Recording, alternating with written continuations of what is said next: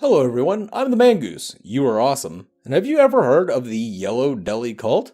Now if you're thinking to yourself, is that a group of people led by Jared from Subway who just really dig sandwiches? Well, you're a moron, but I like your style. No, this is a real cult, more appropriately known as the 12 Tribes cult. Just like the anime and incest video I did, this one's going to get a little dark. I'm going to try and keep it lighthearted and entertaining, but this is a real cult that preaches racism, homophobia, and above all else, horrible child abuse. So why are they beating the shit out of kids though? Well, they believe that they can produce 144,000 male children that are pure enough to breathe fire. Now let's think about that. Let's use their logic. Let's get inside their heads, and you can still see a gaping hole in their plan. If you beat the shit out of a little boy until he goes full on Trogdor, who do you think the first person he's going to burninate is? That's right, it's gonna be you. So if I've piqued your curiosity, then come along with me as I take a dive into the 12 Tribes cult.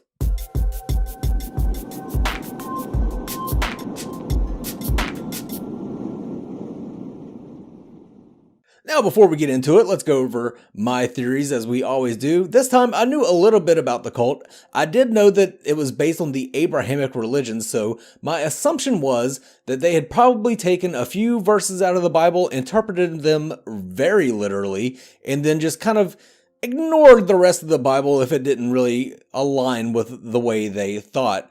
And for once, I was right. That's exactly what they did, which is awesome. So let's get into this. Let's talk a little bit about their history. They were founded in 1972 by Albert Eugene Spriggs, a high school guidance counselor. He later changed his name to Yannick. Good call, I think. I would not want to be known as Albert either. Sorry for anybody out there who's named Albert. That's a perfectly good name. Anyway, that's one of the things that this cult does is when you join them, they end up changing your name to a Hebrew name. Now, I'm not spiritual at all. I'm not religious in any capacity. I'm atheist. I'm not anti-theist though. I don't hate people for having a religion. If religion is something that you like and something that enriches your life, then go for it, man. I really don't care. Live and let live, as I say. But if you're out there seeking spirituality and you come across a group that wants to change your name, don't let them do it. That includes prefixes. If they want to call you, if your name is Justin and they want to call you brother Justin, like brother this or sister that, that's their way of kind of subtly changing your identity and the way you see yourself.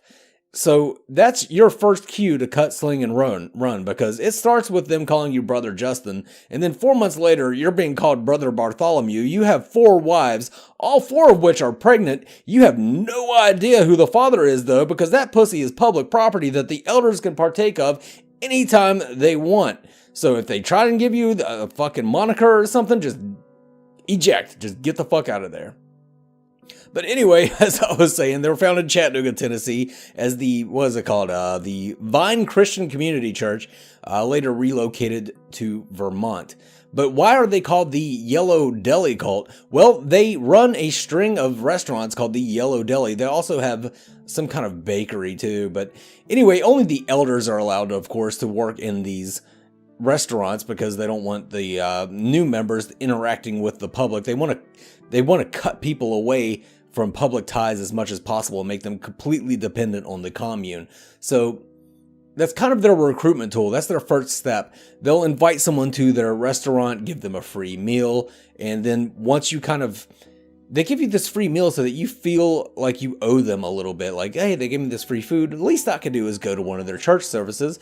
And then that's how they get their hooks into you. Next thing you know, you're giving away all of your worldly possessions and joining this cult.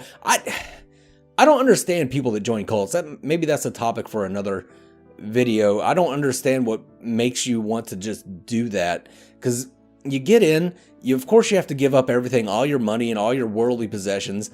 And who would want to do that? I just immediately, like, you got to do that pretty quick when you get into these cults.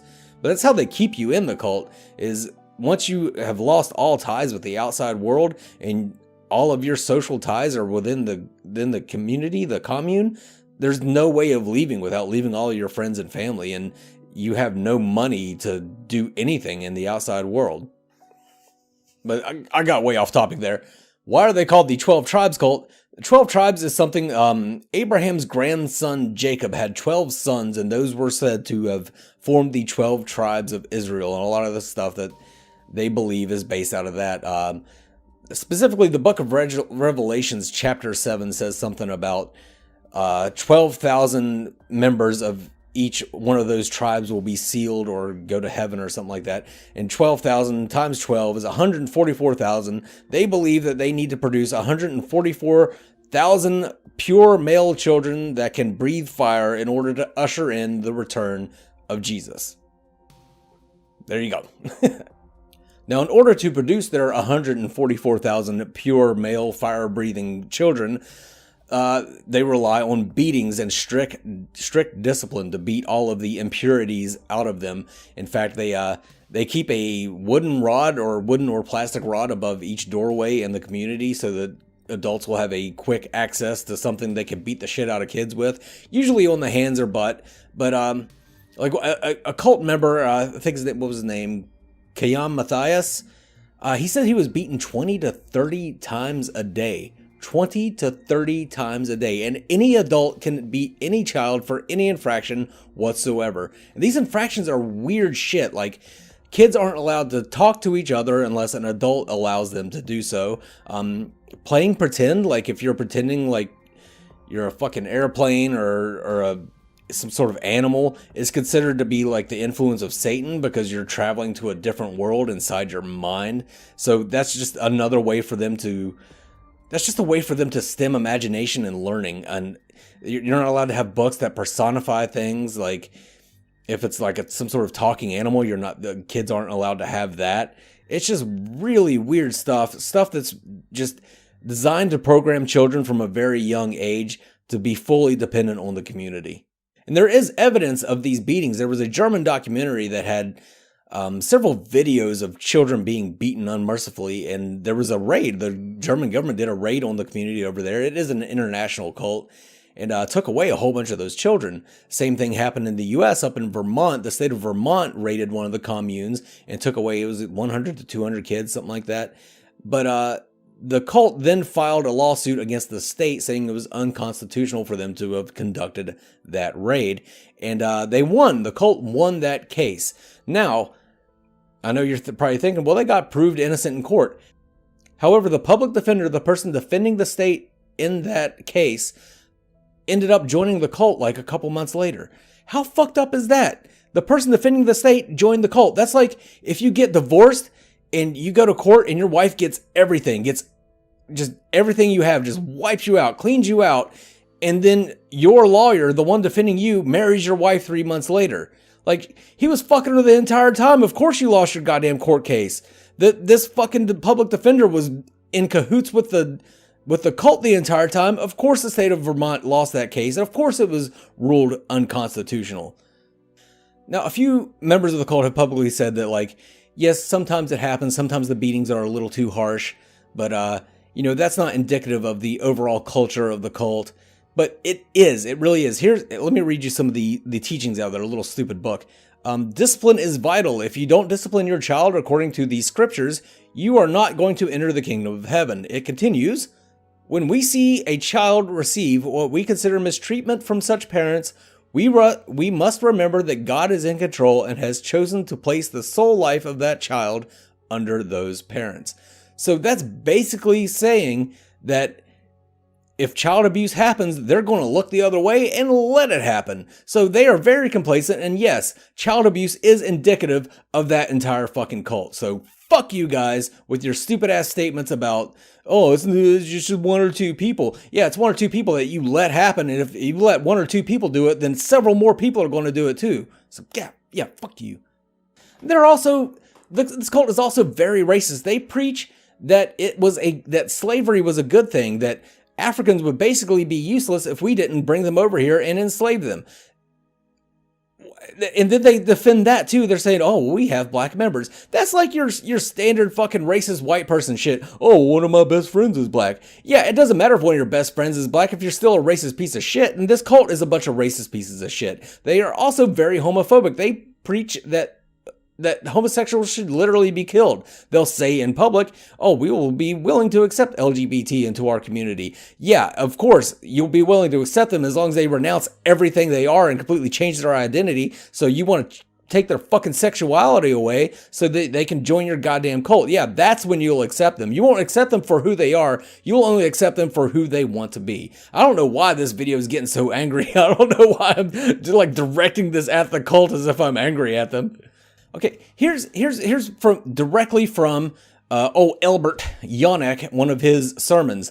What a marvelous opportunity that blacks could be brought over here to be slaves so that they could be found worthy of the nations. A good master would work by the sweat of his brow. If his slave were lazy and disrespectful, he would beat him, which is what he was supposed to do. But they're not racist. Another thing that they do that's pretty common among cults is they withhold their core teachings until you're deemed worthy of those teachings. This is something that the Church of Scientology does as well. Their teachings are so goddamn batshit crazy that you can't teach them to people when they first come in. If you join a church and they won't tell you everything that they teach until you're deemed worthy, that's another sign that you are in a fucking cult and you should cut sling and roll out. Anyway, that's about all I have to say about the Yellow Deli 12 Tribes cult, whatever the fuck you want to call them. I don't know why I got so hyped up in this one. I apologize for that. If you did like the video, you know what? I'm not going to say you're fucking weird for liking this one. I think this one was pretty good. The next one, though, I want to examine in a survival situation. Is it better to drink your own pee or someone else's pee?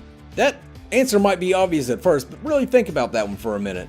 But for now, this is the old Man Goose signing off. You guys have a good one. Man Goose!